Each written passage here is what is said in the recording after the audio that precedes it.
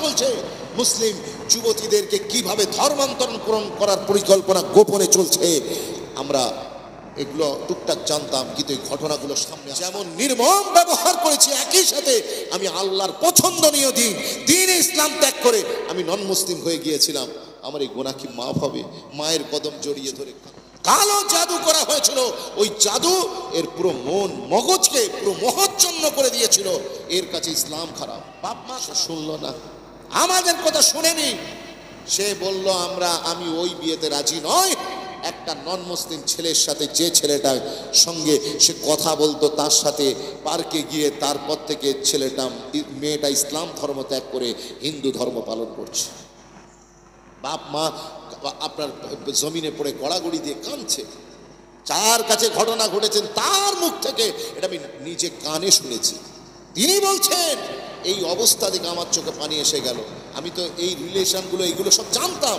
ভারতবর্ষে কি চলছে না চলছে, মুসলিম যুবতীদেরকে কিভাবে ধর্মান্তরণ করার পরিকল্পনা গোপনে চলছে, আমরা এগুলো টুকটাক জানতাম। কিন্তু এই ঘটনাগুলো সামনে আসার পরে আমাদের এই ধারণার বিশ্বাস বদ্ধমূল হলো। আমার মা বোনেদেরকে বলবো, তোমরা কিসের জন্য সোশ্যাল মিডিয়ায় পড়ে আছো? কি ফায়দা আছে ওখানে? বের হয়ে এসো। নিজের পরিচিত লোক ছাড়া কারোর সাথে ইন্টারাক্ট করার কোনো সুযোগ নেই। বর্তমানে মনে রাখবে, ভারতবর্ষের চিত্র খুবই খারাপ। আমি অনুরোধ করব আমার যুবতী বোনেদেরকে, ইজ্জত কামাতে বহুত সময় লাগে, কিন্তু ইজ্জত যেতে কোনো সময় লাগে না। আর মাথা তুলে বাঁচার মতো সম্মান আমার রসুলুল্লাহর ইসলামই তোমাকে দিয়েছে। দুনিয়ায় যেখানে যাবে শুধু ধাক্কা আর ধাক্কাই খেতে থাকবে।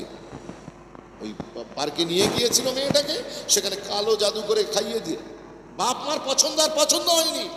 ঘর নেই, দোর নেই, চাল নেই, চুলো নেই, তা আবার অন্য ধর্মে। সেইখানে তার সাথে বিয়ে করে ঘর সংসার করছে। বাপ মা কেঁদে হায় যার।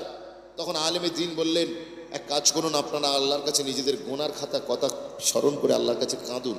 রাত্রে তাহাজ্জুদের মুসাল্লাতে নামাজের মুসাল্লা ভিজিয়ে ফেলুন, চোখের পানি ভিজিয়ে ফেলুন। আপনারা সাজদার মাটিকে, আল্লাহর জমিনকে সাজদা দিয়ে ভরিয়ে দিন। আপনারাও আল্লাহর কাছে দোয়া করুন, আমিও দোয়া করছি। ইনশাআল্লাহ আল্লাহ চাইলে আপনার মেয়েকে আল্লাহ ফিরিয়ে দেবেন। বলুন না সুবহানাল্লাহ। তুমি বাপ মাকে ডেকে বললেন যে আপনারা এক কাজ করেন, একবার খালি ওই মেয়েটাকে কোনো ক্রমে আমার কাছে নিয়ে আসেন। বাপ মার সাথে রিলেশন নেই, বাপ মা গেলে দূর করে তাড়িয়ে দেয়। সে যেখানে থাকে যুবকটার সাথে, বাপ মা যদি দেখা করতে যায়, বাপ মার সাথে কোনো রিলেশন নেই, সব কিছু ছেড়ে দিয়েছে। বোরখা, হিজাব, নিকাব সব ত্যাগ করে দিয়েছে। বেপরদা হয়ে খুলে আম ঘুরে বেড়াচ্ছে। কথা বুঝতে পেরেছে? যেমন তাদের কালচার, সেই কালচারে পুরো মিশে গিয়েছে। আর ইসলাম, মুহাম্মদ সাল্লাল্লাহু আলাইহি ওয়াসাল্লাম, দ্বীন, কোরআন তার কাছে বিষ, বাপ মা তার কাছে শত্রু। বাপ মা বলে, হুজুর বললেন যান না, একবার কোনো ক্রমে তাকে একটু বুঝিয়ে সুঝিয়ে যদি নিয়ে আসেন।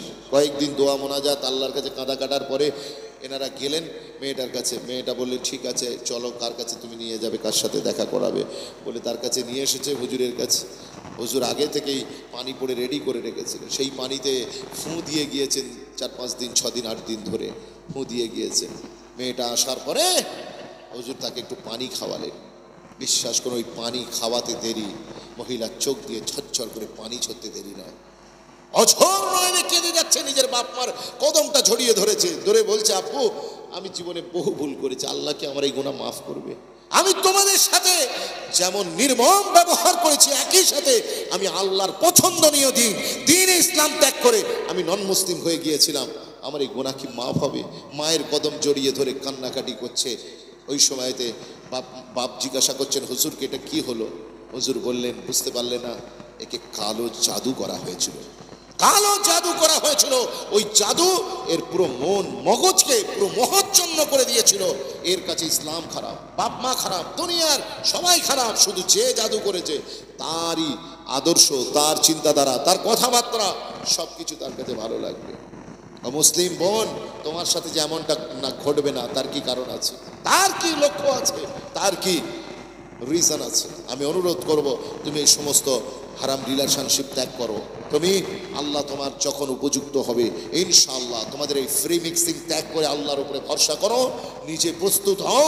আগামী প্রজন্মকে তোমরা সালাহুদ্দিন আইয়ুবী দেবে, আগামী প্রজন্মকে মুহাম্মদ বিন কাসেম দেবে, তোমরা নুরুদ্দিন উদ্দিন দেবে, তোমরা আগামী প্রজন্মকে তোমরা খালিদ বিন ওয়ালিদ দেবে, তোমরা তৈরি হও, প্রস্তুত হও। ইমাম শাফি দেবে, ইমাম আল বুখারী দেবে, তোমরা প্রস্তুত হও। মায়েরা, বোনেরা, তোমরা এই সময়ে তোমার যৌবন নষ্ট করো না। একটা নারীর কাছে, যুবতী নারীর কাছে কি আছে? লক্ষ্মীর ভান্ডার আছে। কি আছে একটা নারীর কাছে?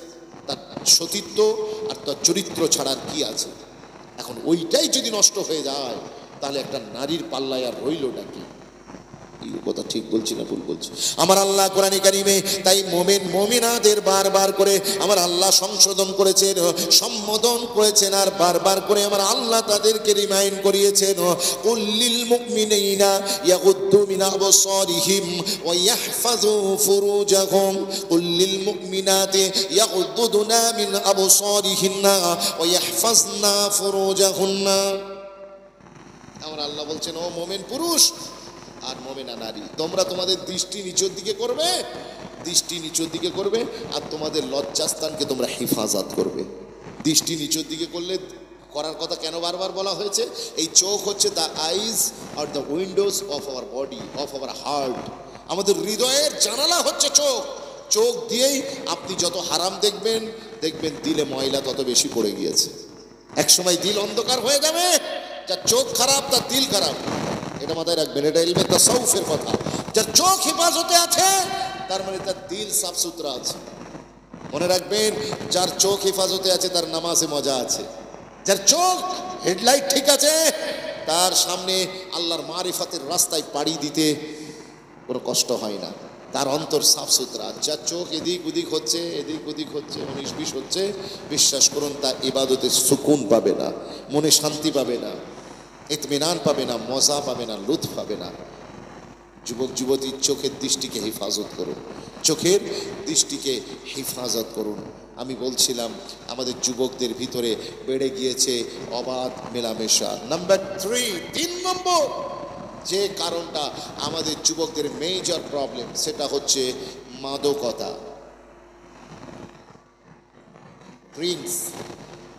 মদ্যপ হয়ে গিয়েছে আমাদের বহু যুবক, মুসলিম যুবক, এরা মাতাল হয়ে গিয়েছে, আছে না? মদ খাচ্ছে, গাঁজা খাচ্ছে, তাড়ি খাচ্ছে, আফিম খাচ্ছে। মাশাআল্লাহ, তাকবীর, নারায়ে তাকবীর, নারায়ে তাকবীর, মাশাআল্লাহ, তাকবীর, নারায়ে তাকবীর। জনাব হযরত মাওলানা মুফতি জাহাঙ্গীর আলম সাহাব, জোরে বলেন জিন্দাবাদ, জোরে বলেন জিন্দাবাদ, নারায়ে তাকবীর, নারায়ে তাকবীর। আমাদের বিদেশি মেহমান পুরো ঝাড়খণ্ড থেকে আসছে, কথা বুঝতে পেরেছে? আমাদের ভালোবাসার মানুষ জনাব হযরত মাওলানা মুফতি জাহাঙ্গীর আলম সাহাব। আল্লাহ ভাইয়ের আলোচনাকে কবুল করে নেন। আমি যা কিছু বললাম, হায়াত বাকি তো ফির মোলাকাত বাকি।